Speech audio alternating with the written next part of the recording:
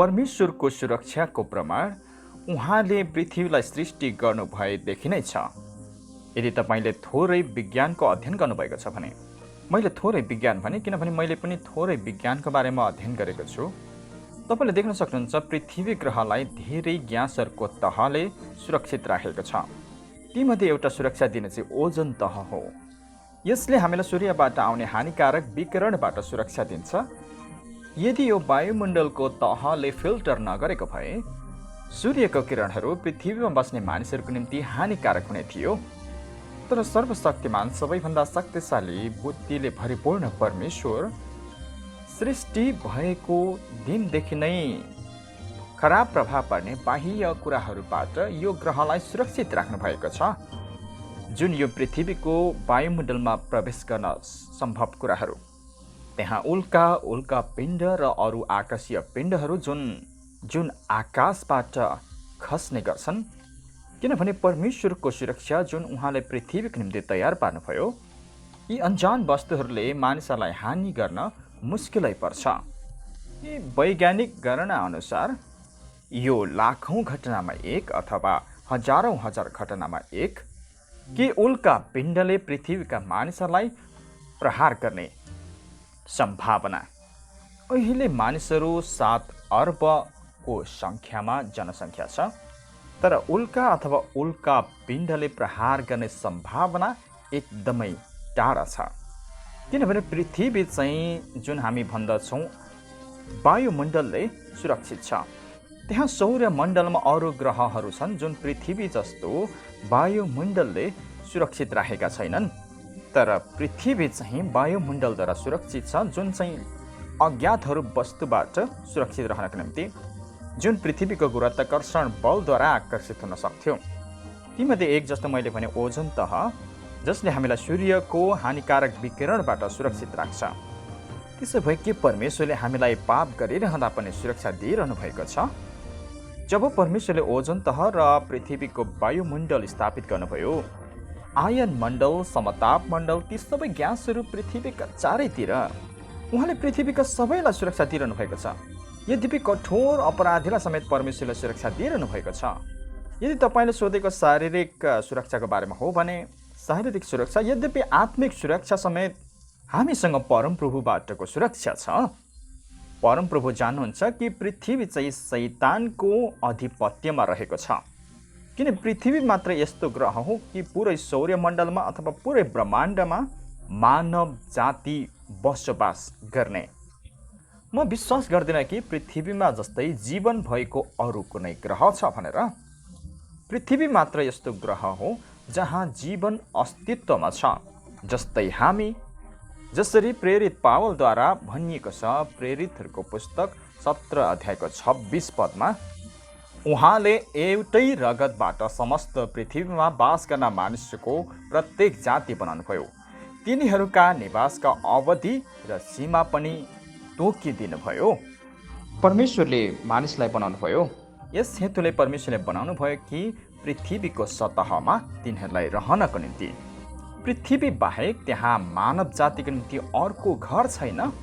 यदि परमेश्वरले पृथ्वीलाई हाम्रो घरको रूपमा तयार पार्नु भएको हो भने म विश्वास गर्दछु कि सौर्यमण्डलमा त्यहाँ अरू कुनै ग्रह छैन। वैज्ञानिक ढङ्गले भन्ने हो भने पनि, प्रयोगात्मक ढङ्गले, बाइबलीय तरिकाले भन्ने हो भने पनि पृथ्वी जस्तो मानव जातिको निम्ति योग्यको ठाउँ। अब के परमेश्वरले हामीलाई सुरक्षा दिइरहनु भएको छ? हजुर। यद्यपि पापीहरूलाई पनि परमेश्वरले सुरक्षा दिइरहनु भएको छ। पृथ्वी सबै दुष्ट आत्माहरूको एउटा आँखाको तारो हो। ती आत्माहरू जो परमेश्वरको विरुद्धमा गएका थिए, जो दुष्ट आत्मा बने, शैतानका दूतहरू जो परमेश्वरको प्रधान शत्रु हो, हामी तिनीहरूबाट परमेश्वरद्वारा सुरक्षित छौँ।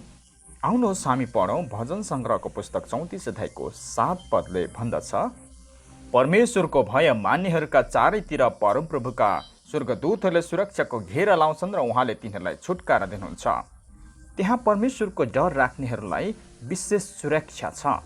परमेश्वरको प्रेम र वास्ताको साथ हरेक मानिस सुरक्षित छन्। आउनुहोस् हामी पढौँ मत्तीको पुस्तक 5 अध्यायको 45 पदलाई। र तिमीहरू स्वर्गमा हुनुहुने आफ्ना पिताका छोराहरू हुनेछौ। उहाँले दुष्ट र सज्जन दुवैलाई सूर्यको ताप दिनुहुन्छ र धर्मी र पापी दुवैलाई वृष्टि दिनुहुन्छ। परमेश्वर त्यति धेरै प्रेमिलो हुनुहुन्छ। यद्यपि तपाईँ पापी हुनुहुन्छ, पाप मात्रै गर्ने होइन, किनभने इसाईहरूले पनि पाप त गर्न पुग्छन्। परमेश्वरको सेवकहरूले पनि पाप गर्लान्। तर तपाईँ वास्तवमै पापी हुनुहुन्छ, तपाईँ क्रिस्चियन हुनुहुन्न, तपाईँ परमेश्वरको विरुद्धमा जाने व्यक्ति हुनुहुन्छ। तपाईँ परमेश्वरको सुरक्षाको आनन्द उठाइरहनु भएको छ। किन? उहाँले दुष्ट र सज्जन दुवैलाई सूर्यको ताप दिनुहुन्छ र धर्मी र पापी दुवैलाई वृष्टि दिनुहुन्छ। जब परमेश्वरले सूर्यको ताप दिनुहुन्छ, यद्यपि दुष्ट मानिसहरूले समेत पनि सूर्यको उदयबाट लाभ उठाउँछन्।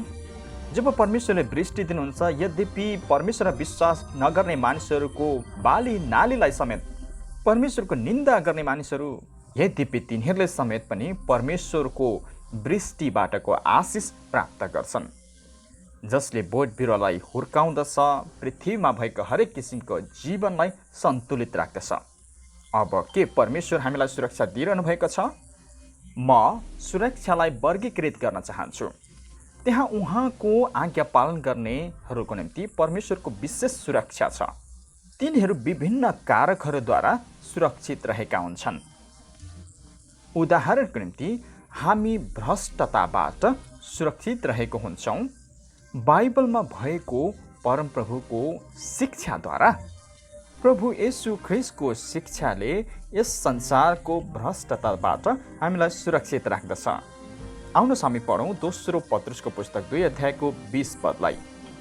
तर यदि तिनीहरूले हाम्रा प्रभु र मुक्तिदाता येशू ख्रिस्टलाई चिनेर पनि संसारका दूषित गराउने कुराबाट उम्किसकेपछि, यदि तपाईँले त्यो कुरालाई ध्यान दिनुभयो भने, संसारका दूषित गराउने कुराबाट उम्किसकेपछि प्रभु येशू ख्रिस्टको ज्ञानद्वारा, यो हाम्रो प्रभु येशू ख्रिस्टको ज्ञानद्वारा, उहाँको शिक्षाहरूद्वारा हामी संसारको दूषित कुराबाट उम्कन सक्छौँ। त्यसैले संसारसँग दूषित हुनुबाट हाम्रो सुरक्षा प्रभु येशू ख्रिस्टको ज्ञान जुन हामीलाई दिएको छ, उहाँको शिक्षाहरू, त्यो एउटा सुरक्षाको रूप हो। परमेश्वरले आफ्नो मानिसहरूलाई सिकाएर सुरक्षित राख्नुहुन्छ संसारको दूषित कुराबाट उम्कनको निम्ति।